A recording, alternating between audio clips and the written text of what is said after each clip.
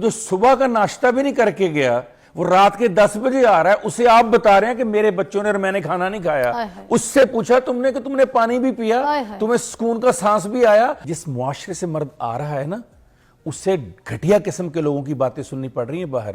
آپ کو پتا ہے اس کا باس کیسا ہے, آپ کو پتا ہے اس کے کلیگ کیسے ہیں, آپ کو پتا ہے راستے میں اس کو پولیس نے 10 دفعہ روکا ہے, آپ کو پتا ہے اس کی گاڑی خراب ہو گئی تھی, آپ کو پتا ہے ٹریفک میں کیا حالات سے وہ کرایا ہے, آپ کو پتا ہے آپ کی رزق کمانے کے لیے وہ کن کن لوگوں کے آگے ہاتھ باندھ کر کھڑا ہے, آپ کو پتا ہے اس کی کتنی انسلٹ ہوئی ہے دفتر میں.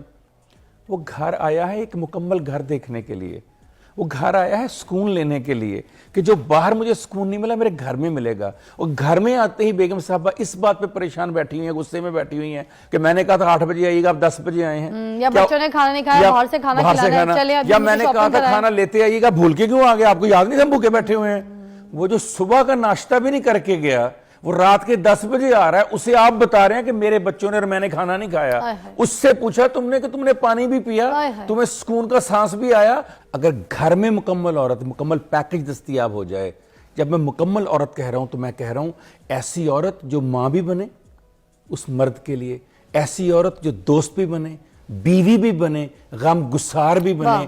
اگر کسی کو نہیں سمجھ آ رہی تو بی بی خدیجہ سلام اللہ علیہا اور بی بی عائشہ سلام اللہ علیہا کی حیات طیبہ کو پڑھ لینا کہ مکمل عورت کسے کہتے ہیں. جب آ کے نبی نے کہا کہ مجھ پہ آج جبرائیل نے یہ کہا, تو جو بیان چند لائنوں میں بی بی خدیجہ نے کہا آپ کے لیے, جو ہمت افزائی فرمائی, وہ ایک مکمل عورت کی نشانی بیان کرتا ہے. اور جب عائشہ سے کہتے ہیں عائشہ آؤ بھاگ دیکھتے ہیں کون جیتا ہے, تم تیز بھاگتی ہو کہ میں, اور بی بی عائشہ بھاگتی ہیں اور آپ پیچھے رہ جاتے, جتا کے عائشہ تم تو بہت تیز بھاگتی ہو.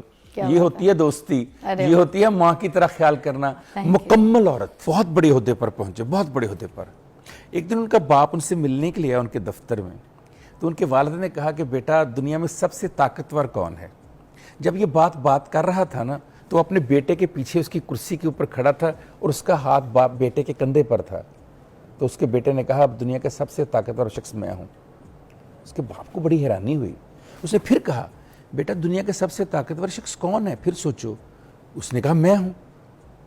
تو اس کا باپ رنجیدہ سا ہو گیا. وہ چل کے دروازے تک پہنچا, جب دروازے پر پہنچا اس نے کہا ایک بار پھر پوچھ لوں.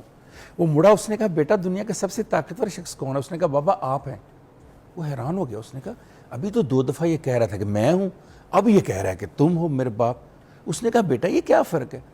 سنیے اس کا جواب ہمارے افیسر کا.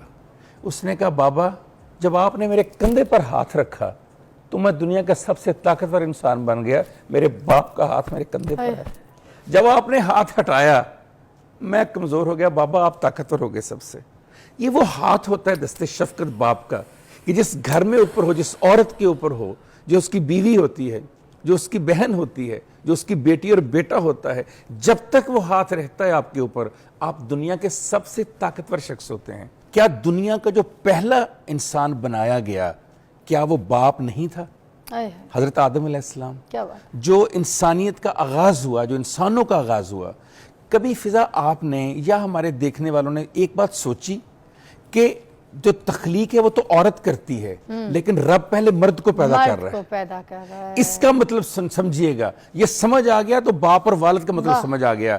اس لیے پہلے مرد کو پیدا کیا, یہ بتانے کے لیے کہ اس عورت کی حفاظت کے لیے, تحفظ کے لیے مجھے ایک مرد چاہیے, تب میں عورت پیدا کروں گا. اس کا مطلب ہے کہ جب تک مرد نہیں ہوتا اس وقت تک اس خاتون کی اور اس کی اولاد کی تحفظ اور حفاظت کے لیے, اس کے سر پر آسرے کے لیے, اس کے سر پر دست شفقت کے لیے اس مرد کا ہونا بہت. اور اسی مرد کو ہم اسی ماں یا وہی گھر کا ماحول جو ہے کمزور کرتا ہے. کیسے کمزور کرتا ہے؟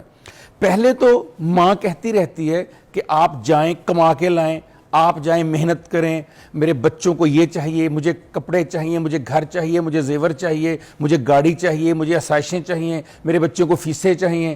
وہ بیچارہ صبح جاتا ہے رات کو آتا ہے, ساری زندگی اسی محنت میں گزار دیتا ہے. جب 60 سال کی عمر میں ریٹائر ہوتا ہے یا وہ بزرگی کی طرف جاتا ہے تو پھر کہا جاتا ہے آپ نے اپنی اولاد کو ٹائم ہی نہیں دیا, تم نے کب پالا اولاد کو, اولاد کو تو میں پالتی رہی.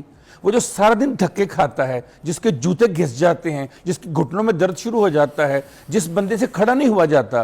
فضا میں بچپن میں سوچا کرتا تھا میرے ابو کی جوتی ہر 6 مہینے کے بعد نیچے سے گھس کیوں جاتی ہے؟ کیا وجہ ہے کہ میرے والد کی جو ایڑیاں ہیں اس کو بدلنا پڑتا ہے ہر 6 مہینے کے بعد؟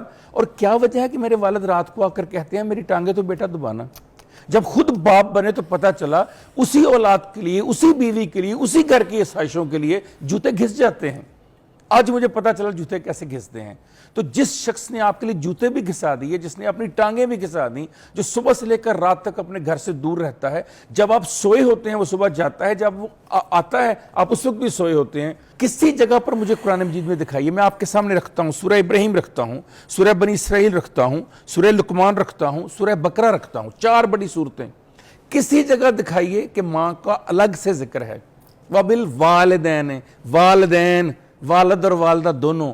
جب خالق نے فرق نہیں کیا، جب رحمت کونین نے فرق نہیں عورتیں کیا، کیوں کرتی؟ تم کون ہوتی ہو فرق کرنے والی؟ تم کون ہوتی ہے بتانے والی؟ تمہیں یہ اختیار کس نے دیا؟